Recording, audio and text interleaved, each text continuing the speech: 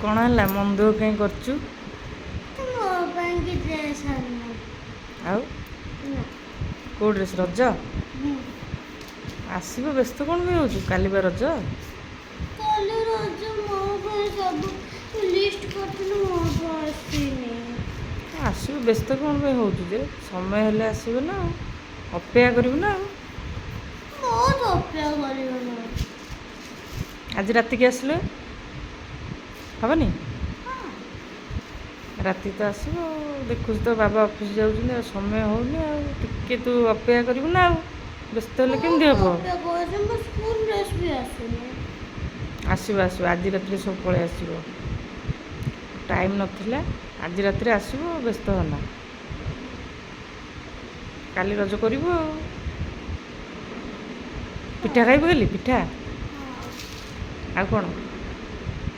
ପିଠା ସାଙ୍ଗକୁ ଇଟିଲି ପିଠା ତରକାରୀ। ଦେଖିବା। ଆଉ ବୁଲିବୁ କାଲି ରଜରେ?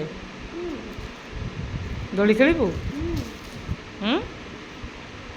ହଉ, ଭଲ। ଆଉ ପାଠ କାଲି ପାଠ ପଢ଼ିବୁନୁ? ସେଗୁଡ଼ାକ ଇଚ୍ଛା ହେଉନଥିବ କରିବାକୁ।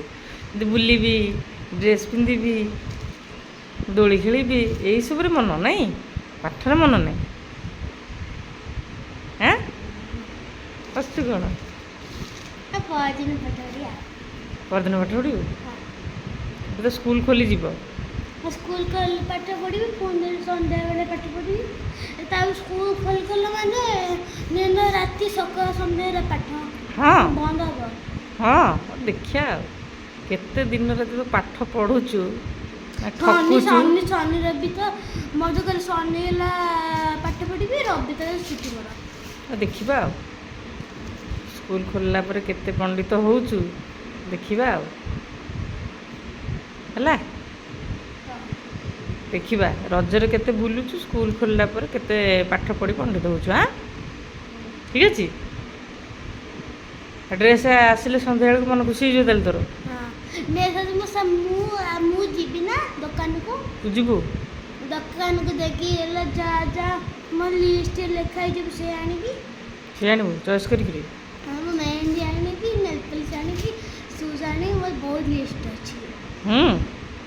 ହଉ ଠିକ୍ ଅଛି, ସନ୍ଧ୍ୟାବେଳକୁ ତାହେଲେ ଦେଖିବା କ'ଣ ହେଉଛି। ତୁ ବି ଯିବୁ? ଦେଖିବା, ସେମିତି କିଛି କହିହେବନି। ତୁ ଯା, ତୋର ତ କିଣା ହେବ ନା। ନା ତୁ ଯା, ଆମେ 3 ଦିନ ଗଲେ ବଢ଼ିଆ ମଜା ଲାଗିବ। ମଜା ଲାଗିବ? ହଁ, ଖାଇବା। ହଉ ଠିକ୍ ଅଛି। ଆଉ ସବୁ ଠିକ୍ ଅଛି, ଡ୍ରେସ୍ କିଣା ହେବ, ଖାଇବା ଖିଆ ହେବ, କିନ୍ତୁ ପାଠରେ ମନ ଦେ, ପାଠରେ ଧ୍ୟାନ ଦେ। ପାଠ ପଢ଼ିକି ବଡ଼ ମଣିଷ ହବୁ। କ'ଣ କହୁଛୁ? ହଁ। ହଉ ହଉ।